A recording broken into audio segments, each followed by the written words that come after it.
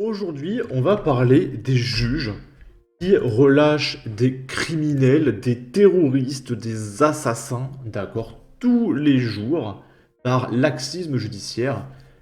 Et aujourd'hui, on va regarder trois affaires complètement folles qui existent grâce à des juges. Voilà, c'est merveilleux le gauchisme. Là, on est en Lorraine. Il y a un mec qui a été condamné pour des V avec plus ou moins toute sa famille, d'accord. C'était un mari violent. Et oh, la justice le libère par erreur. Sous contrôle judiciaire, un Kosovar extrêmement dangereux, condamné à 18 ans de prison. Il a été interpellé à nouveau alors qu'il s'apprêtait à commettre le pire. Voilà. Une erreur, on a oublié. Un père fait des choses que je ne peux pas dire sur YouTube. Un mari tyrannique. Il est libéré sous contrôle judiciaire après une erreur de la justice. Il a été interpellé alors qu'il s'apprêtait à commettre le pire à peine sorti. En mars 2020, Olivia rencontre Victor. Et parce qu'à ses côtés, elle se sent protégée, lol, elle se décide quelques mois plus tard à dénoncer les faits de violence intrafamiliale et d'agression S qu'elle subit de la part de son père, un homme d'origine kosovare âgé de 50 ans, agissant en véritable tyran domestique. D'accord, j'ai mal compris. Donc Olivia, je récapitule, Olivia rencontre Victor, elle c'est la fille, et une fois qu'elle s'installe avec Victor et qu'elle s'éloigne de son père, là, elle commence à dénoncer les crimes de son père. Parce qu'elle a rencontré Victor. Ok. Elle raconte aussi les loupés des visites des policiers au domicile familial, ces derniers n'ayant jamais remarqué qu'à chaque fois, le chef de famille s'installait derrière elle avec un couteau pointé dans leur dos pour les faire taire. Des V toutes les nuits pendant 11 ans sous la menace d'un couteau. Ses sœurs confirment entendre des bruits S émaner de la chambre de leurs aînés, voir leur père en ressortir en caleçon. Pour sa défense, l'homme avance qu'il ne savait pas que c'était interdit en France. Lol. Sa culture, il faut respecter la culture des gens. Donc bah relâchez-le en fait. On va pas le stigmatiser quand même, faut pas déconner. Alors qu'il est condamné à 1 an de prison et écroué, s'ouvre à Metz une information judiciaire pour les V dénoncés par Olivia.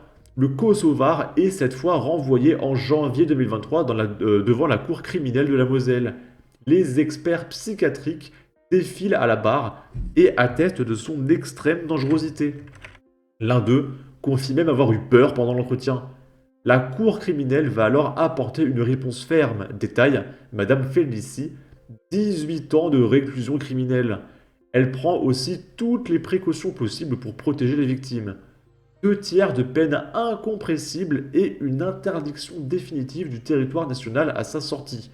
Donc une OQTF.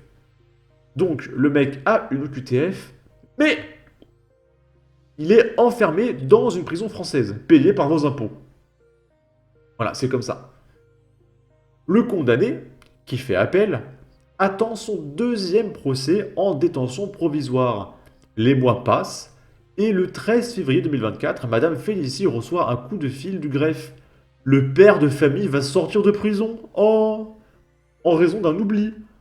Le parquet général de Nancy a raté le délai pour prolonger la détention provisoire, laquelle devient illégale au bout d'1 an si elle n'est pas renouvelée.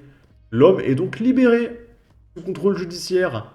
Convaincu que le monstre, comme il l'appelle, peut revenir pour se venger, Victor met à l'abri sa femme, les sœurs de cette dernière et leur mère.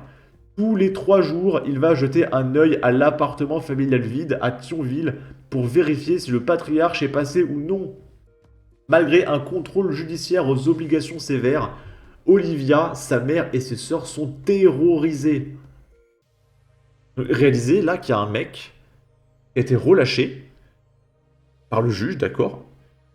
Et du coup, le citoyen français, il est obligé de s'occuper de sa belle famille, de protéger toute la famille, parce qu'il y a un mec qui a été relâché, et la justice veut pas l'emprisonner. Et du coup, il part les cacher, parce que c'est trop dangereux. C'est un délire, on dirait un film qui passe sur TMC, vous savez, le dimanche à 14 h là. C'est complètement dingue, hein. Le 25 février, alors que Victor passe à l'appartement de Thionville avec l'une des sœurs d'Olivia qui veut y récupérer des affaires, la porte est ouverte. L'homme est interpellé en fin d'après-midi par des hommes de la BAC alors qu'il essaye de s'enfuir. On a eu une chance folle que ce soit Victor qui soit tombé sur lui dans l'appartement, car si ça avait été ma cliente, ses sœurs ou leur mère, ça se terminait en bain de sang. Songe Madame Félicie. Manipulateur jusqu'au bout, l'interpellé désormais réincarcéré à nouveau, n'a pas hésité à assurer aux forces de l'ordre: je suis revenu en Moselle à la demande de ma femme. Menteur, elle s'est cachée la femme parce que t'es dangereux, et de mes filles parce que je leur manquais trop. Putain, mais vraiment, mais ce mec. Et dites-vous, dans 18 ans, il est dehors. Hein. Ah non, même pas. Il y a 2 tiers d'obligatoire. Donc dans 12 ans, il est dehors. Dans 12 ans, il revient, ils sont tous morts. Et c'est là que Jordan Bardella fait une proposition de loi très intéressante qui devrait exister de base. C'est la perpétuité réelle. C'est-à-dire que ce mec va en prison, il ne sort plus. Il meurt de vieillesse en prison. Mais là, dans 12 ans, toute la famille est morte. Hein. Ou alors il va se faire réarrêter à nouveau, et dans 12 ans, il est encore dehors, et ainsi de suite. L'audience pour le procès en appel vient d'être fixée à la fin juin 2024. C'est terrorisant, hein, c'est glauque cette affaire, d'accord? Et maintenant, on va regarder les 2 autres affaires. Bobigny dans le 9-3. Condamné pour tentative de meurtre, Boubacar poignarde un homme en pleine rue 6 mois juste après sa libération. Bon alors Boubacar, donc le mec, il est en prison. Je sais pas, il a dû prendre 4 mois de bracelet électronique. Et il est libéré, il repousse un mec.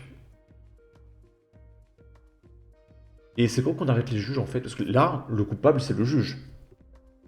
Quand tu as un requin qui tue plein de gens et que tu le relâches sciemment, le coupable, c'est pas le requin. Hein.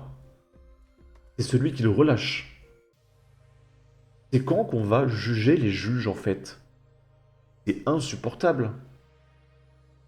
Regardez ça. Une violente agression, conséquence d'une mauvaise réinsertion carcérale. Mercredi 28 février 2024, un homme a été jugé et condamné par le tribunal correctionnel de Seine-Saint-Denis pour avoir poignardé un individu à plusieurs reprises en pleine rue à Bobigny. Le prévenu était sorti de prison quelques mois auparavant, après avoir purgé une lourde peine pour tentative de meurtre. Le mec était déjà condamné pour meurtre, on l'a relâché, ok. 3 coups de couteau au bras. Les faits se sont déroulés au 11 janvier 2024 et est assez nébuleux. Ce jour-là, à Bobigny, un homme se présente aux policiers. Selon ses dires, alors qu'il sortait de son véhicule, il a été poignardé à 3 reprises au niveau du bras et frappé à coups de barre de fer par un mystérieux individu. Pris en charge, la victime se fait octroyer une incapacité totale de travail de 21 jours. Grâce à la description de l'agresseur, les policiers parviennent à l'interpeller rapidement. Il se prénomme Boubacar F et est très bien connu de la justice. En effet, il a été condamné à 9 ans de prison par la cour d'assises de l'Essonne en 2017 pour tentative de meurtre. Il est sorti de son incarcération au bout de 6 ans, en 2023. Et il a poignardé direct un mec à la sortie. C'est incroyable. Bon, pas direct, 6 mois après. La même année. C'est incroyable. Qui l'eût cru? Bah, peut-être que la PlayStation lui manquait, hein. On sait qu'en prison, ils ont la Xbox, la PlayStation, Internet et tout. Donc je peux comprendre, hein, la prison lui manque. Peut-être qu'il était sur le point de passer Master sur League of Legends. Et là, putain, merde, on m'a libéré. Donc bah, vite, il faut que j'y retourne, parce que j'ai un Hello à monter, hein. D'accord? Il m'a agacé et fatigué. Durant l'enquête, la victime a indiqué que le prévenu lui aurait tenu des propos très méchants. Une accusation balayée par ce dernier. Il assure également avoir voulu simplement blesser l'individu non présent à l'audience. Si j'avais voulu le tuer, j'aurais frappé au cœur ou au foie. Ouais, je suis rassuré là. Oh, c'est bon, relâchez-le, ça va. Ça va. Ok. Et à votre avis, est-ce qu'il va être relâché encore?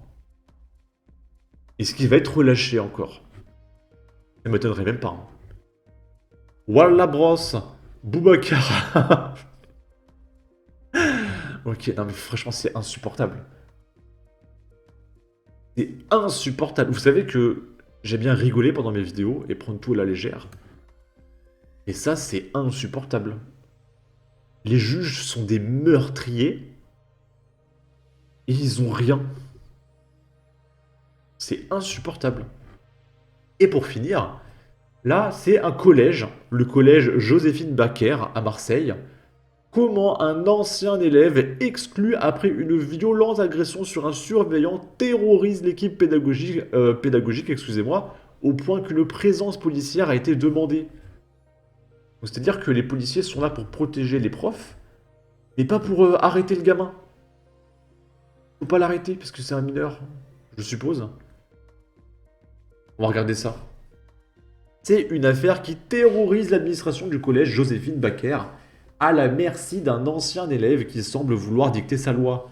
Depuis plus d'une semaine, cet établissement scolaire du 3e arrondissement de Marseille vit dans l'angoisse permanente de voir le jeune homme réapparaître devant ses grilles pour terroriser l'équipe pédagogique.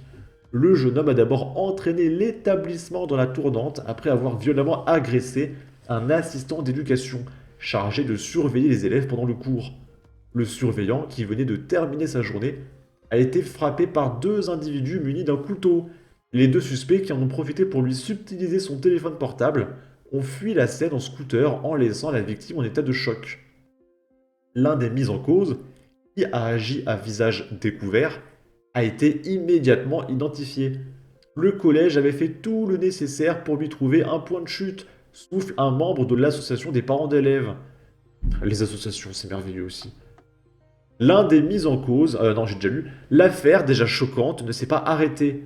Alors que le collège Joséphine Baker avait fermé les portes, dès le lendemain de l'agression, le temps d'une journée banalisée, le jeune mis en cause a été relâché de sa garde à vue, pas déconner, et en a profité pour revenir rôder aux abords du collège, dont les établissements sont situés à proximité de son domicile. Il est revenu dès le mercredi après-midi et a été aperçu le jeudi matin. Il narguait les professeurs devant les grilles, relate le parent d'élève, et il a raison. Quand on a une justice aussi laxiste et stupide, comment tu veux ne pas narguer les gens? C'est tellement débile. T'es obligé de te foutre de la gueule de la justice française. Pris de panique, des enseignants ont formulé une demande de droit de retrait auprès de leur administration, ne se sentant plus en sécurité pour assurer leurs cours. Le directeur académique des services de l'éducation nationale s'est rendu sur place pour rencontrer l'équipe pédagogique. Il a expliqué n'avoir jamais vu ça, mais il n'a pas pu leur accorder un droit de retrait. Mais arrêtez le mec en fait! Arrêtez d'appeler des associations et des directeurs et des je sais pas quoi! Appelez l'armée! Allez chercher un camion blindé de police et vous le défoncez le mec! C'est incroyable! Contacter le rectorat de l'Académie d'Aix-Marseille a indiqué au Figaro que le directeur académique avait demandé une présence policière aux abords du collège pour protéger les professeurs et l'équipe pédagogique de l'établissement, aujourd'hui clairement menacé par cet élève au profil inquiétant. Et personne ne l'arrête. On l'arrête, on le relâche, il revient et tout.